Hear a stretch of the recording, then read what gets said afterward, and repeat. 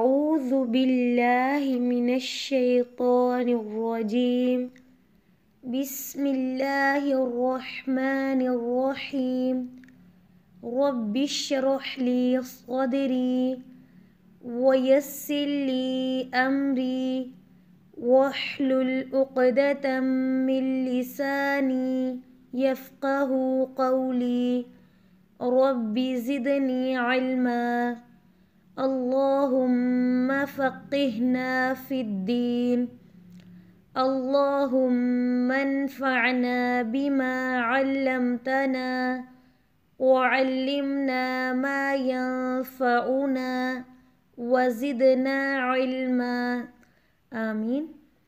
السلام علیکم ورحمۃ اللہ وبرکاتہ۔ کیا حال ہے آپ سب کا؟ اللہ تعالیٰ آپ سب کو اپنے حفظ و امان میں رکھے، آمین۔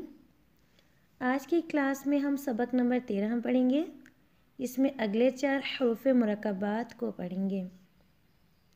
آج کی کلاس کے پہلے 2 حروف، پہلا حرف کاف، کاف، اس کاف کو باریک پڑھا جائے گا، کاف۔ پیچھے دیکھیں اس شکل کا کاف آیا ہے، جی الحمدللہ۔ با لام با کے بعد جو کاف آ رہا ہے وہ کاف اور یہ کاف ایک ہی شکل کے ہیں، جی وہ بڑی شکل کا کاف ہے اور یہ چھوٹی شکل کا کاف ہے، کاف۔ کاف کے ساتھ جو حرف ملا ہوا ہے وہ کیا ہے؟ با۔ کاف اور با کو ملائیں گے تو کیا بن جائے گا؟ کاف با۔ اگلے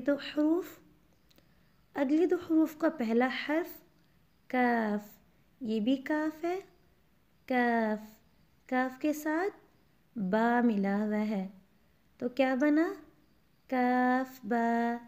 اب دونوں کاف با کو دیکھیں، 2 طریقوں سے کاف با لکھا ہوا ہے، تو قرآن میں اس طرح بھی لکھا جاتا ہے، کاف با۔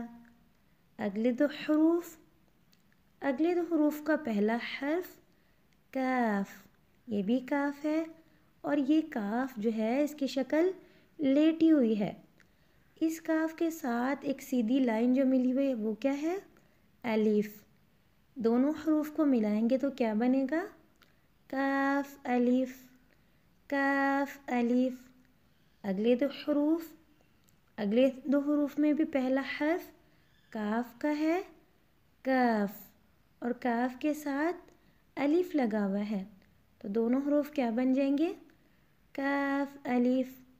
پچھلی کلاس میں ہم نے لام کو دیکھا تھا کہ لام کی مختلف شکلیں ہیں، اب یہاں پہ دیکھیں کاف کی مختلف شکلیں ہیں کہ کاف کس طرح لکھا جاتا ہے۔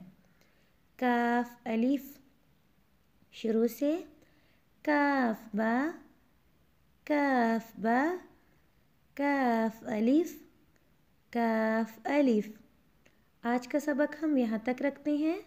سبحانک اللہم و بحمدک، اشہد ان لا الہ الا انت، استغفرک و اتوب الیک۔